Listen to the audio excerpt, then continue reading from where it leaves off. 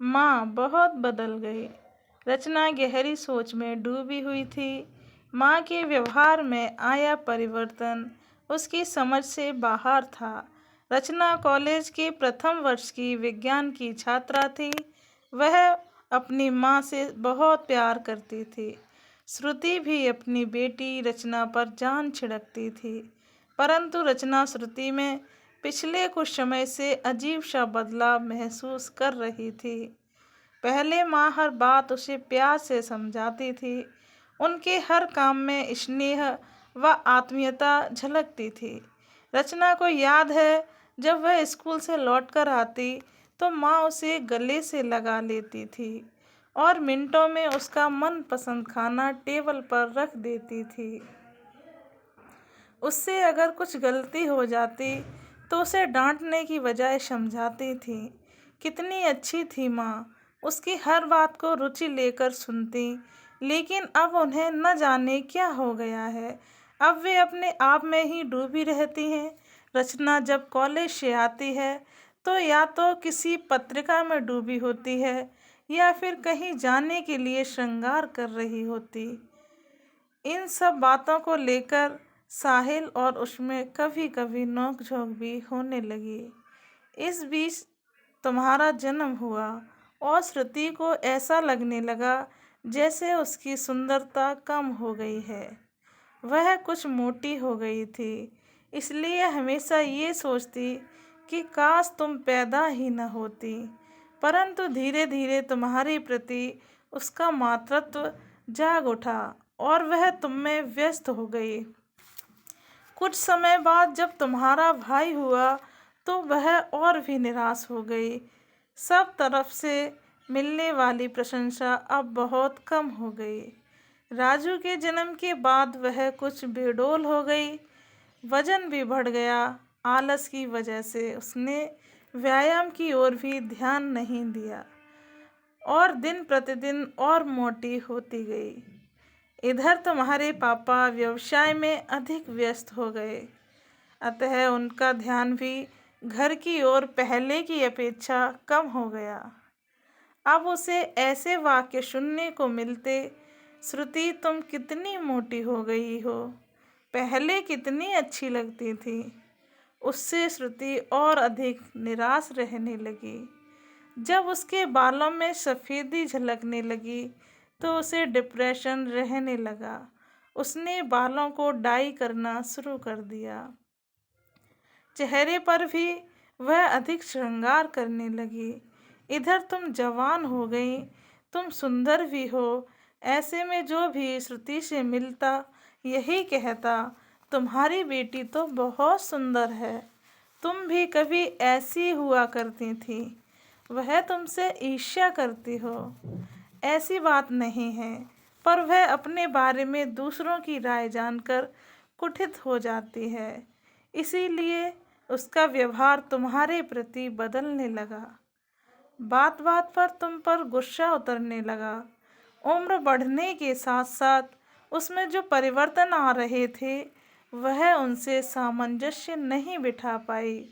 उम्र बढ़ने के साथ साथ इंसान के पहनावे में, बोलने चालने में, हर बात में बड़प्पन आ जाना चाहिए, सादगी आ जानी चाहिए। बड़ी उम्र में ये सारी बातें ज़्यादा आकर्षित करती हैं। ये बात वह नहीं समझ पाई। नीलेश हमारा सहपाठी था। वह कभी श्रुति पर जान छिड़का करता था। उसकी सुंदरता का बखान करते न थकता था। जब उसने भी ऐसा कहा तो श्रुति बिल्कुल निराश हो गई। रचना के लिए ये सारी बातें नई थीं, परंतु वह समझदार थी, अतः सब कुछ समझ गई। निशा ने रचना के सिर पर स्नेह से हाथ रखकर कहा, तुम चिंता मत करो रचना, मैं उन्हें समझाने की कोशिश करूँगी। दूसरे दिन निशा श्रुति से मिलने उसके घर गई और लंच के बहाने उसे अपने घर ले आई। दोनों ने मिलकर पहले खाना खाया, फिर धीरे से निशा ने बात छेड़ दी, श्रुति तेरी तबीयत ठीक नहीं है। नहीं निशा, बस यूं ही मन कुछ अच्छा नहीं है। क्यों, क्या हुआ? पता नहीं निशा, कुछ भी अच्छा नहीं लगता। बस चुपचाप लेटे रहने को जी चाहता है। किसी से मिलने की, बात करने की भी इच्छा नहीं होती। जिंदगी से जैसे कोई चाह ही नहीं रही। श्रुति निराश स्वर में बोली। निशा मुस्कुरा दी। क्या फिलोसफर जैसी बातें कर रही है? अरे ये तूने बालों का क्या हाल बना रखा है? मैं ठीक कर दूं? निशा कंघी लेकर आई और उसके बाल संवारने लगी। कितने सुंदर हैं तुम्हारे बाल। आज भी मेरे देख सारे झड़ गए हैं, और इनकी हल्की सफेदी तो तेरे चेहरे पर चार चांद लगा रही है। श्रुति ने आश्चर्य से निशा की ओर देखा। चार चांद? कैसी बातें कर रही है निशा? सफेदी तो बुढ़ापे की निशानी है। निशा हंसकर बोली। बुढ़ापे की नहीं, बड़कपन की निशानी है। जब हमारे बालों में सफेदी आ जाती है ना, तो हमें बड़कपन झलकने लगता है। तुम्हें तो मालूम है, जब जवानी में कॉलेज में पढ़ाती थी तो लड़के मुझे कितना छेड़ते थे। मैं तो बहुत दुखी हो जाती थी। पर अब सब कितने अदब से बात करते हैं, कितनी इज्जत करते हैं। उम्र के साथ अनुभव भी तो बढ़े हैं, इसलिए मैं पहले से अच्छा पढ़ाने लगी हूँ। सारी कक्षाएं चाहती हैं कि मैं ही उन्हें पढ़ाऊँ। ये सब इसी सफ़ेदी का कमाल है। श्रुति हैरानी से उसे देख रही थी। बालों की सफ़ेदी भी कभी खुशी का कारण बन सकती है, ये तो उसने कभी सोचा ही नहीं था। निशा आगे बोली। और श्रुति, जब हमारी नई नई शादी हुई थी तो अक्सर किसी न किसी बात को लेकर हमारी अनबन हो जाया करती थी। मैं कभी खुश नहीं रहती थी, हमेशा तनाव में रहती थी। धीरे धीरे बढ़ती उम्र ने वक्त के साथ साथ सब सिखा दिया। अब तो मैं इन्हें और ये मुझे इतना समझने लगे हैं कि एक दूसरे के मुंह से बात निकलने से पहले ही हम दोनों समझ जाते हैं कि अगला क्या कहने वाला था। ये सब भी इसी सफ़ेदी का कमाल है, समझी? कहकर निशा फिर से हंसने लगी। इस बार श्रुति भी हंसे बिना नहीं रह सकी। हंसते हंसते उसे साहिल का ख्याल आया। क्या उसने साहिल के बारे में कभी ऐसा सोचा भी? अपने अनुभवों को अपने दाम्पत्य जीवन का पहिया बनाया? नहीं, वह तो स्वयं में ही खोई रही। और साहिल से दूर उसे निशा की बातें बहुत अच्छी लग रही थी। वह मुस्कुराकर बोली। और सुनाओ इस सफ़ेदी के कमाल। और सुनाओ, मेरे बच्चे हैं ना, लावण्य और हिमांशु। जब तक पैदा नहीं हुए मैं अपने आप को अधूरा महसूस करती थी। तुम तो जानती हो, जन्म के समय लावण्य को कितनी मुश्किल से बचाया गया था। दोनों बच्चों के आने के बाद मेरा जीवन खुशियों से भर गया। मुझे माँ का गौरव मिला। लावण्य अब 16 साल की है। उसे मेरे प्यार, सलाह, मार्गदर्शन की ज़रूरत है। मैं उसकी सबसे अच्छी दोस्त हूँ। मैं उसकी हर बात में शामिल हूँ, वरना इस उम्र में बच्चे भटक भी सकते हैं। इसी समय तो उन्हें हमारी ज़रूरत होती है। श्रुति की आंखें नम हो उठी।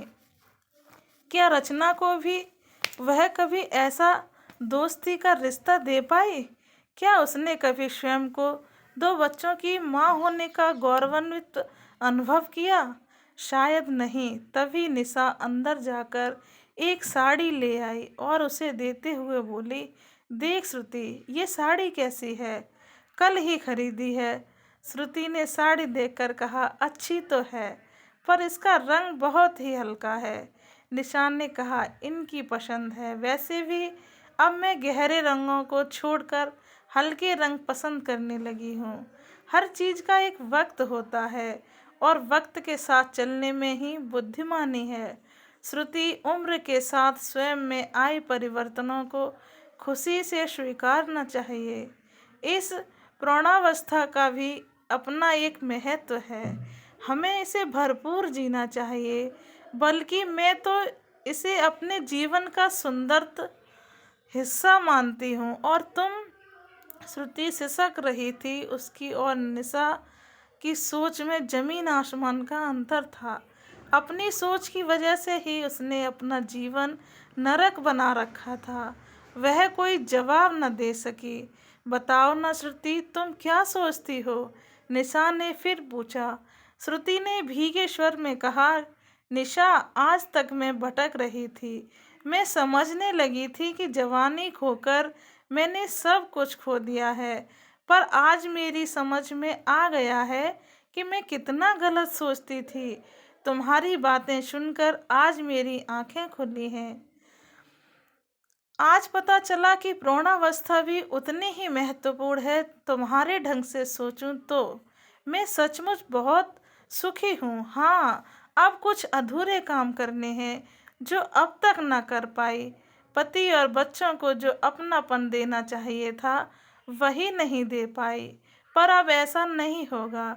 श्रुति की आंखों में पश्चाताप के आंसू थे, तो निशा की आंखों में खुशी थी कि वो अपनी प्यारी सहेली को सही राह पर लाने में सफल हो गई थी।